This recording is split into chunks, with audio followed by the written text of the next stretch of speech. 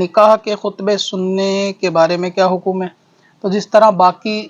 جو خطبے ہیں جیسے جمعے کا یا عیدین وغیرہ کا، ان کا خطبہ سننا جس طرح واجب ہے، اسی طرح نکاح کا خطبہ سننا بھی واجب ہے۔ اور اکثر یہ دیکھا گیا ہے کہ جو لوگ خطبے کے وقت میں نکاح کے ٹائم اسٹیج کے اوپر دولہا کے پاس حاضر ہوتے ہیں،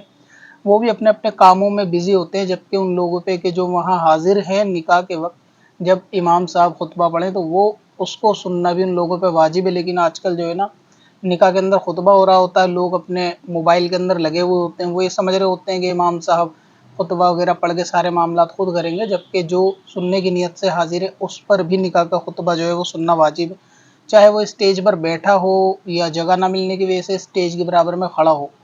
تو خطبے سے پہلے سبھی لوگوں کو شانت کرا کے توجہ دلانی چاہیے کہ بھئی سبھی لوگ دھیان سے جو ہے نا خطبے سنیں۔ اب اپنی ضرورت کے لیے آسان وظیفہ تلاش کرنا ہوا اور بھی آسان۔ وزٹ کریں wazifa.sbswarsi.com پر اور اپنی دین و دنیا کی بھلائی کے لیے پائیں ڈھیروں آسان وظیفے۔